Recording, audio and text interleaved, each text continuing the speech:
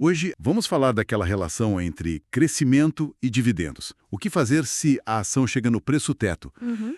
Aquela decisão difícil de vender com prejuízo. Uhum. E também dar uma olhada mais de perto em algumas empresas, tipo a Caixa Seguridade, a Tegma. A ideia é tentar tirar um pouco a névoa disso tudo, né? Trazer mais clareza. Exatamente. O objetivo é entender melhor essas dinâmicas, sabe? Olhando exemplos práticos, os fundamentos por trás, para ajudar quem nos ouve a ter uma visão mais completa, eu diria. Legal. Uma coisa que sempre aparece, né? Essa ideia, ou a empresa foca em crescer, ou foca em pagar dividendo. Mas é sempre assim mesmo? Parece que a história é um pouco mais interessante, né? Não é bem uma escolha tipo ou um ou outro, sabe? A gente vê os exemplos bem claros disso. Pega a BB Seguridade, a BBS é 3. Hum, Desde que ela fez o IPO, o lucro dela mais do que dobrou. Foi de uns 3,2 bilhões para 8,3 bilhões de reais. O negócio de seguros, né? Gera muito caixa. entendi. E aí permite fazer as duas coisas: reinvestir para continuar crescendo e ainda distribuir bons proventos, de forma consistente. E o retorno total dela mostra isso, né? Foi tipo 483% contra 137% do Ibovespa no mesmo período. É muita diferença. Nossa, é verdade. Faz sentido, o tipo de negócio ajuda muito nisso. E aqueles outros casos que a gente viu? Copasa, a CSMG3, Itaúsa, ITSA4, Banco ABC, ABCB4, a CEMIG, CMG4, ela segue uma lógica parecida, de conseguir juntar as duas coisas. Basicamente, sim. São empresas que conseguem, né, gerar lucros que crescem com o tempo, e isso abre espaço tanto para reinvestir quanto para remunerar o acionista. A Itaúsa, por exemplo, é uma pagadora histórica, né? Sim, clássica. E entregou mais de 300% em 10 anos. O Banco ABC, o lucro saltou lá de 200 milhões para quase 1 bilhão.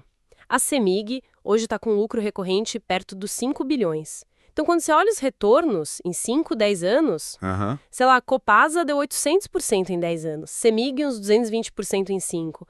Fica claro que crescimento e dividendo podem caminhar juntos, não é uma coisa ou outra. Muito bom. Agora, outra situação que sempre gera discussão, né? A ação bate naquele preço-teto, aquele valor que o investidor define ali na sua análise. Chegou lá, tem que vender na hora. A gente até viu o caso da Caixa Seguridade, CXSE3, que chegou a 15, 16 reais ano passado. Então, não é bem uma regra automática, sabe? Vender na hora. O preço teto, ele funciona mais como um alerta para você parar e reavaliar.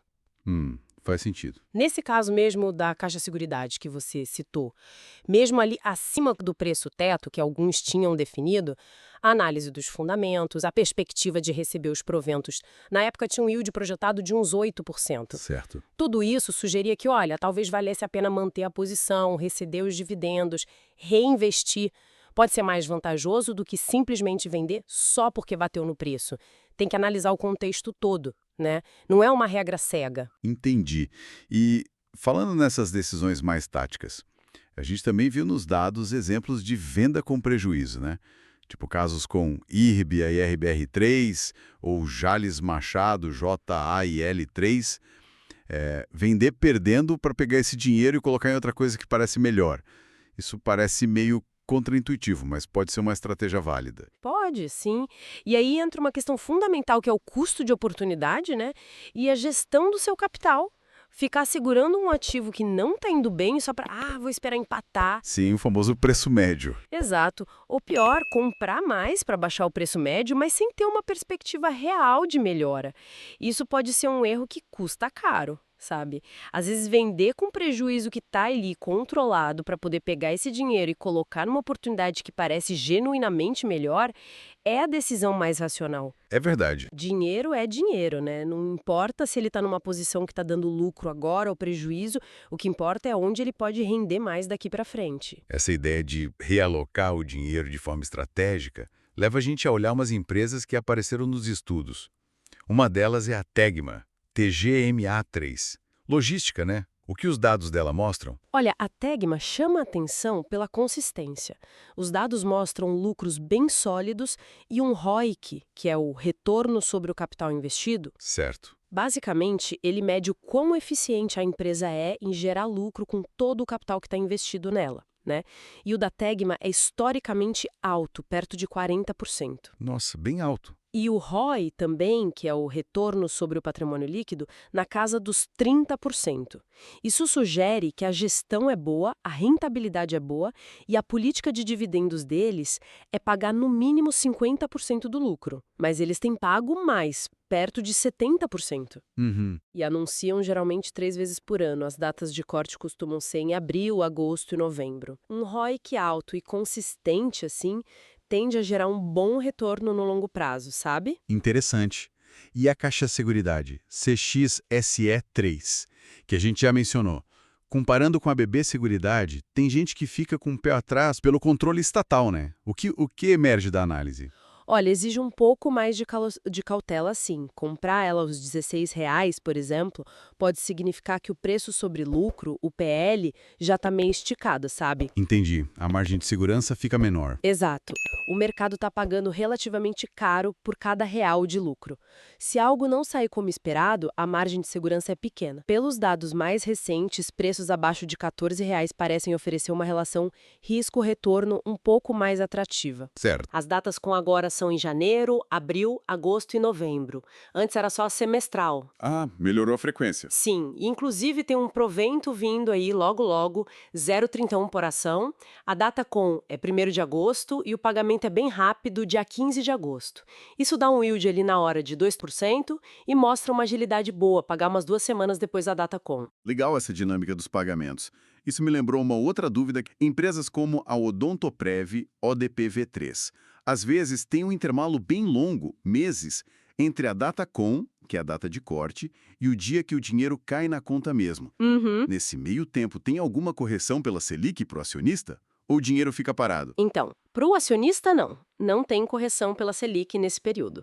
Mas o lado fascinante disso é o outro lado da moeda, né? Como assim? Esse dinheiro, enquanto não é pago para o acionista, ele fica no caixa da empresa. E aí, ele fica rendendo juros para a empresa. Ah, entendi. Isso ajuda nas receitas financeiras dela e, potencialmente, pode virar mais lucro no futuro, que pode virar mais dividendo lá na frente. É um ciclo. E a Odontoprev, aliás, tem um histórico de payout altíssimo. Payout é a porcentagem do lucro que ela distribui, né? Isso. Nos últimos 10 anos, foi em média 95%. Ela distribui quase todo o lucro. E eles anunciam proventos com bastante frequência. 8 vezes por ano. São 4 JCPs, juros sobre capital próprio, que tem aquele imposto retido. Certo, 15%. E 4 dividendos, que são isentos. E as datas com são bem espalhadas pelo ano. Março, abril, maio, junho, agosto, setembro, novembro, dezembro. Isso dá uma flexibilidade para o investidor na hora de reinvestir, né? Nossa, que visão completa. Então, para a gente amarrar aqui os pontos principais que a gente levantou. Primeiro, crescimento e dividendos podem sim andar juntos, depende muito do negócio da empresa. Exato. Segundo, preço teto não é um gatilho para vender na hora, é mais um sinal para reavaliar a situação. Terceiro, vender com prejuízo pode ser estratégico, pensando no custo de oportunidade e onde o dinheiro pode render mais. Perfeito. E quarto, a gente viu detalhes importantes sobre a Tegma, a consistência dela, a Caixa Seguridade, os yields potenciais e a mudança nos pagamentos. E essa mecânica interessante dos pagamentos da Odontoprev. Então, o que fica disso tudo? Talvez a reflexão seja como essa análise individual de cada empresa, com suas particularidades, se encaixa na nossa estratégia maior de construir patrimônio no longo prazo, né? É por aí mesmo. Bom, pessoal, não esqueçam de curtir o vídeo e se inscrever no canal para acompanhar mais conteúdos como esse, tá? E lembrando sempre, esse estudo não é, de forma alguma, um serviço de análise ou recomendação. A gente está falando de renda variável, bolsa de valores, o risco existe, é inerente. Qualquer decisão de investimento é responsabilidade total de cada investidor, tá certo? Um abraço e até a próxima!